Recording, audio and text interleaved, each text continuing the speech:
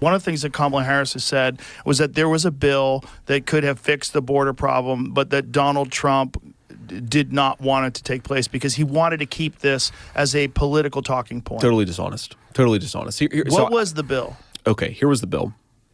What happened is, okay, let me talk about what the bill does first of all. Okay, number one is it sets a maximum cap on the number of illegal immigrants that we can have before the border shuts down. That maximum cap is 2 million illegal aliens per year. It's like 1.85 million to be more precise.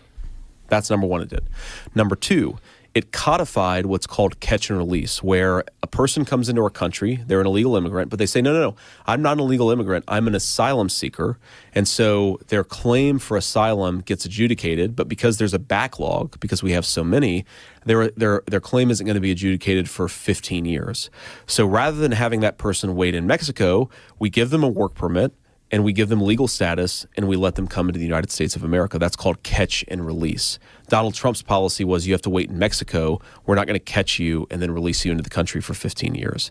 It codified that. In other words, even if Donald Trump became president, and this was why he really hated it, is that he would not be able to undo catch and release if he won the election. It would be codified into American law. Third thing that it did, nothing on the border wall, nothing on an immigration system called parole, which is supposed to be a case-by-case, you grant parole to people who are fleeing tyranny. But Harris has used parole to the tune of millions upon millions, mass parole, whole categories of country have been paroled into the United States. It didn't do anything to solve that problem. So it wasn't a border security bill, it was an amnesty bill. Now, in addition to what I just said, it also gave some table scraps to Border Patrol. And that is what allows them to hinge onto that one thing and to say it's a border security bill. No. It was a mass amnesty bill. It would have made the border problem 10 times worse, and that's why they ultimately pushed it, and that's why Republicans fought against it. By the way, like 6 Democrats voted against that piece of legislation because they thought it was kind of a disaster. So it was not a bipartisan border bill. And in fact, it was much more bipartisan, the opposition to the legislation. But it has allowed Kamala Harris to go around and dishonestly claim that she cares about the southern border, even though when she came into office, they bragged about undoing all of Donald Trump's successful border policies. They did exactly that. And then we had the massive migrant invasion that we've seen over the last 3 years. And I think it was good on you in the debate with Tim Walz when they fact-checked you. They tried to check you and say that this has always been in place.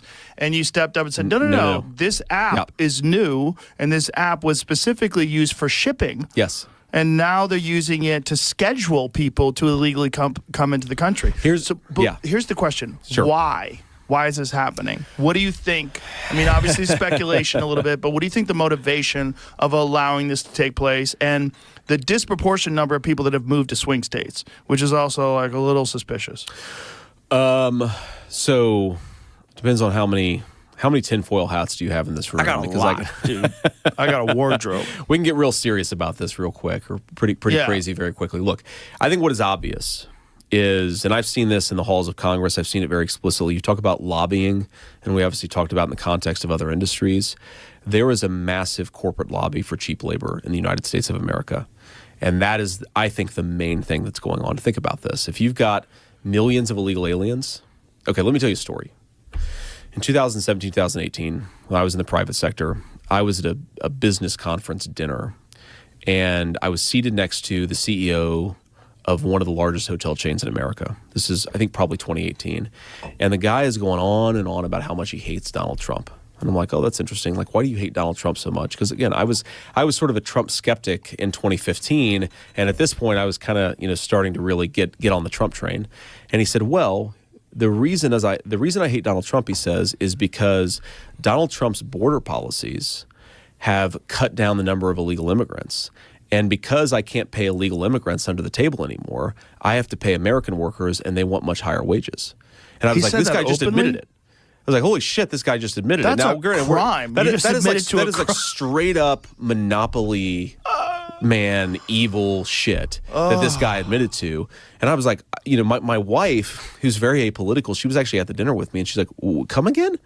You just said you don't want Americans to get decent wages, like that is the best argument for Donald Trump's immigration policy, is that American workers are getting higher wages, and this is why this corporate CEO hates it. So whatever the industry is, you've got a lot of people who want cheap labor, and they don't want to pay American workers higher wages. That's a big part of it. I do think there's also a power dynamic to it. In particular, I think Kamala Harris and the Democrats, they want to give these millions upon millions of illegal aliens the right to vote. They want to legalize them. They want to make it easier for them to participate in our elections. And that means fundamentally the end of American democracy. Because you're talking about 25 million people here. If Kamala Harris gives 10 million of those people legal status and allows them to vote in American elections, then say 70-30 they go Democrat, Republicans will never win a national election in this country in my lifetime. Because any